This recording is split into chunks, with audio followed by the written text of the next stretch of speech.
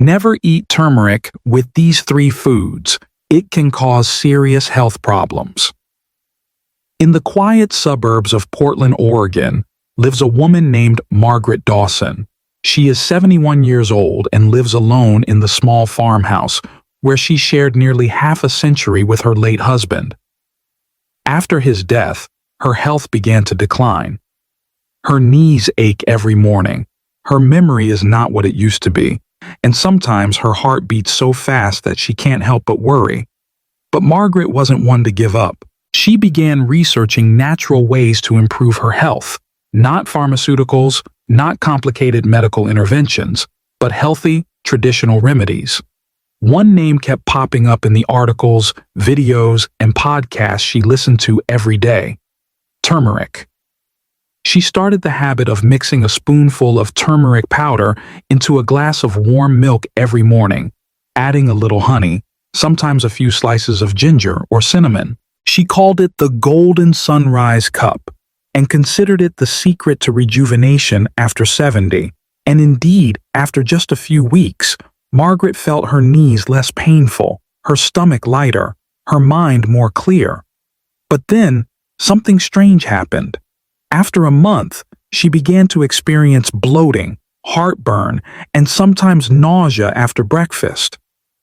At first, she thought it was due to old age, but one day, while talking to her daughter, an internist in Florida, she learned that turmeric might be the cause of her strange symptoms.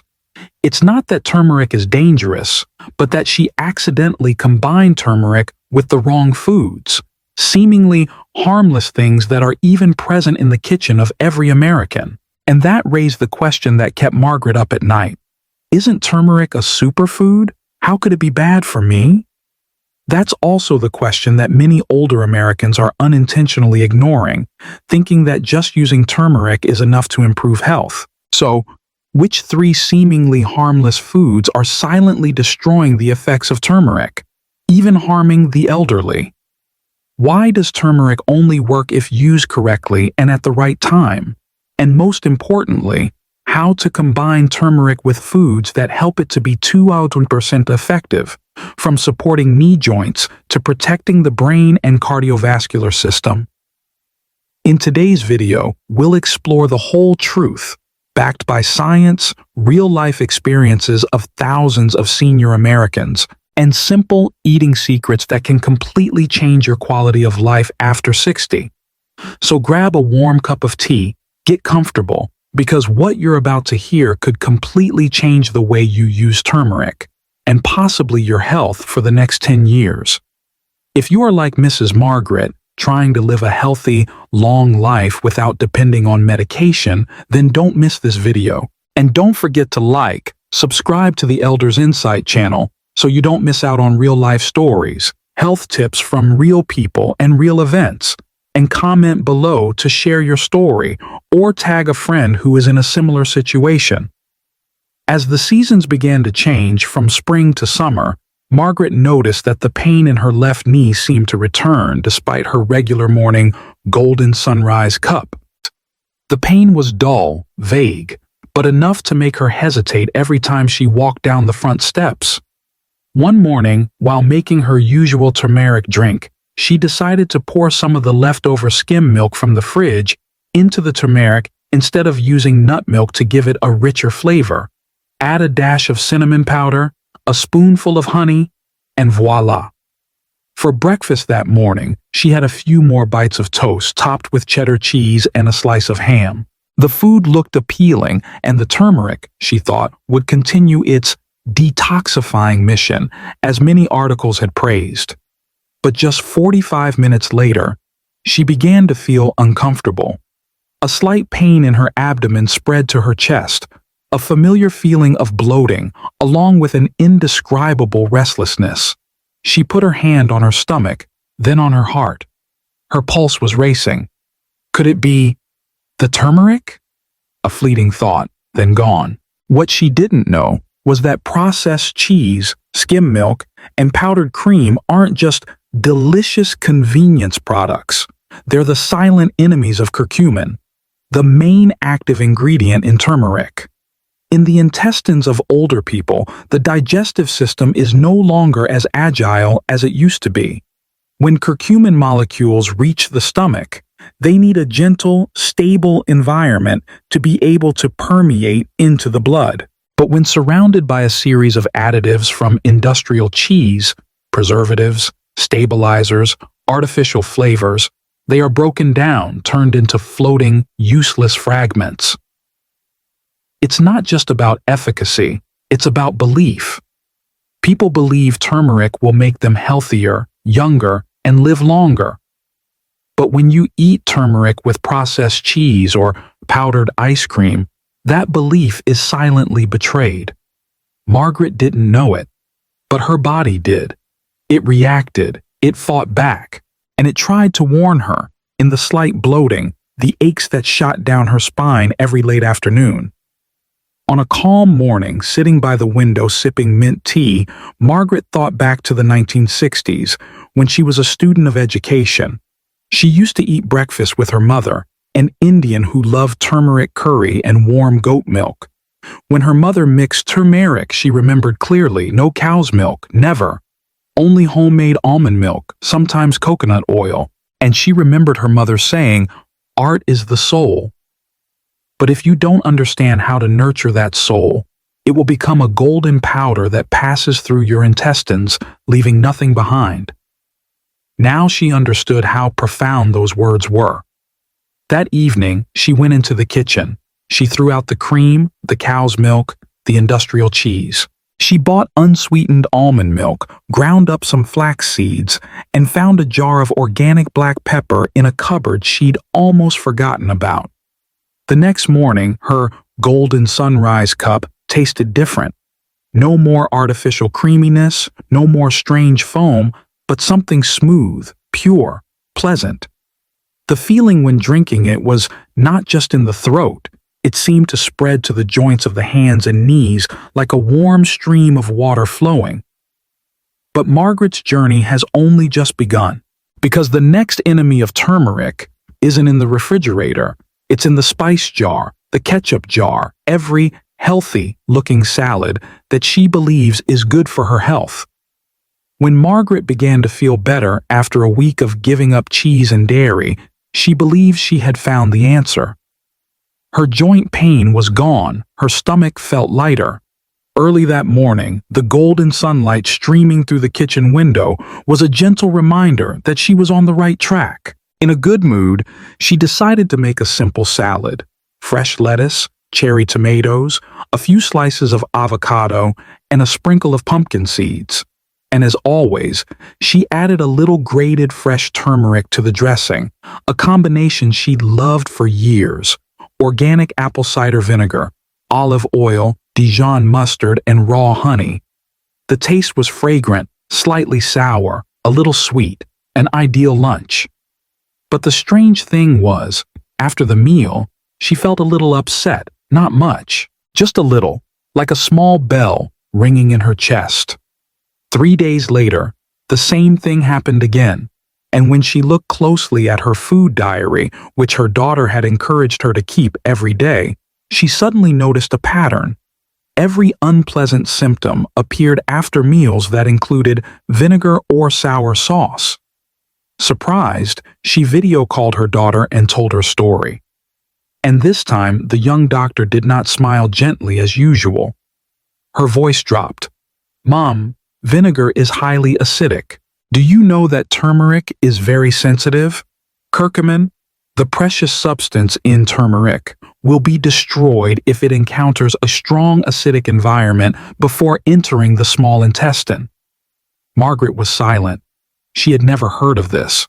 Curcumin needs a stable environment to work, like a seed needs good soil to germinate. When combining turmeric with foods rich in vinegar such as bottled salad dressing, pickles, mustard, tomato sauce, BBQ sauce, or even the apple cider vinegar detox water that many people are following the trend of, then curcumin has no chance to survive intact. It is broken down in acid, its structure is changed, and it becomes a biological cripple.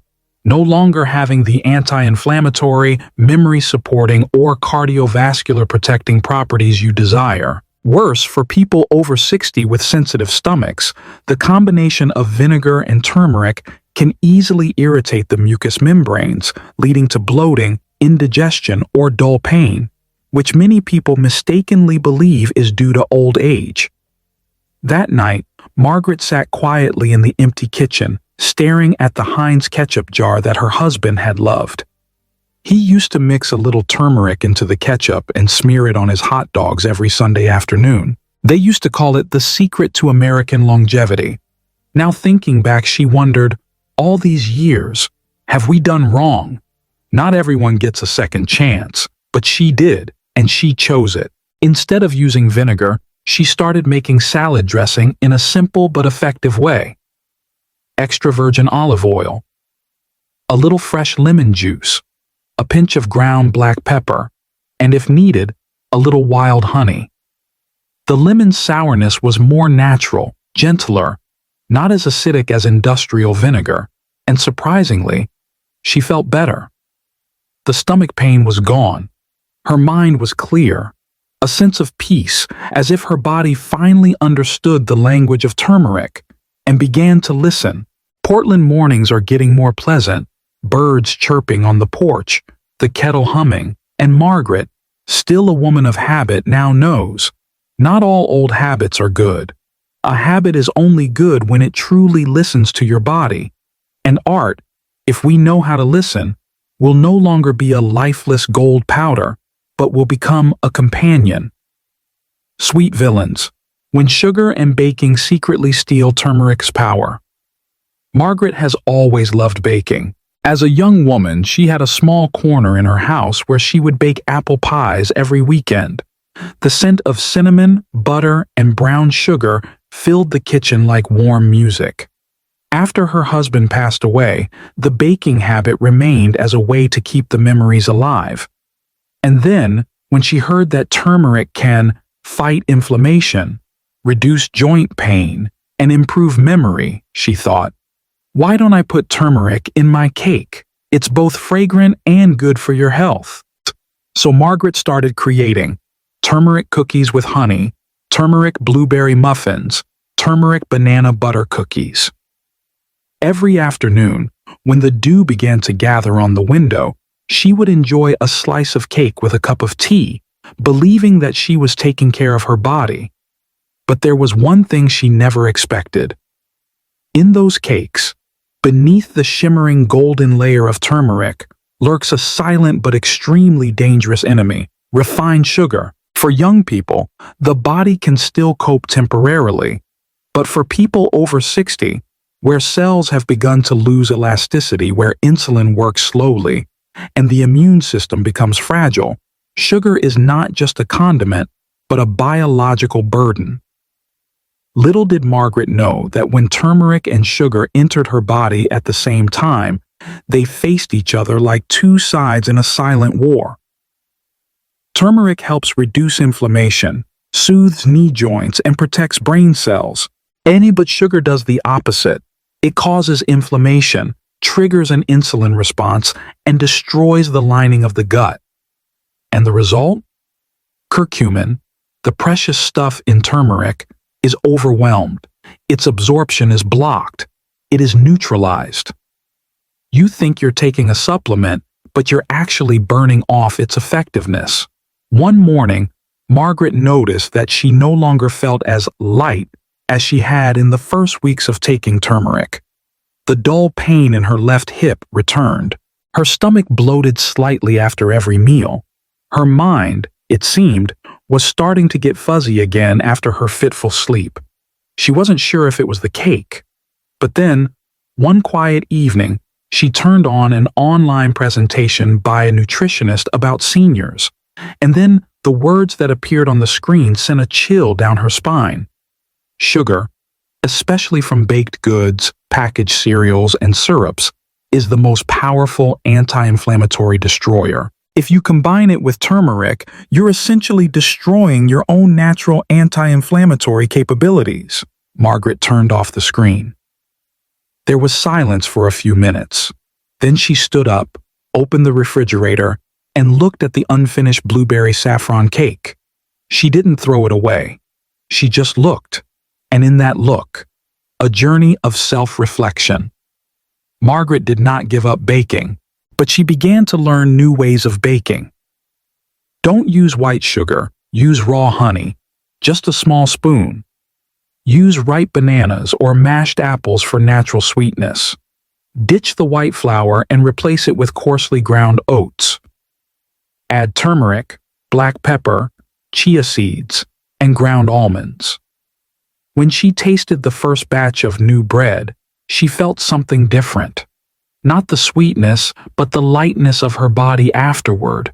No bloating, no lethargy, no rapid heartbeat. That's a sign that the turmeric has finally been fully absorbed. Margaret still bakes every week, but now each cake is like a gentle symphony for the body, where turmeric, honey, and nuts come together, not just in the recipe, but in the awareness. You see, the body never lies. It whispers, it calls, and when needed, it warns. But if we don't listen, then there's nothing more that art can do. And perhaps, as Margaret learned, health is not about what we add to our lives, but about what we take away, quietly but decisively.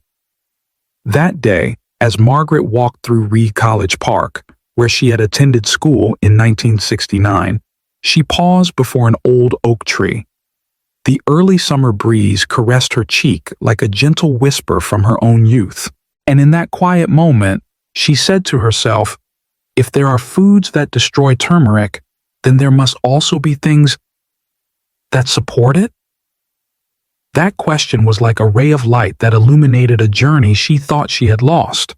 And then, as if the universe heard, Margaret began to discover three small things, seemingly ordinary, but they were the golden keys to unlock the treasure trove of art secrets. The story begins with a dusty jar. In the old kitchen, there was a jar of black pepper with the label from 2015. When Margaret took it out to dust it off, she almost threw it away. But then she remembered, in a medical article there was a small line, piperine in black pepper increases curcumin absorption by 2,000%. 2,000%, a number like something out of a fairy tale. She started experimenting.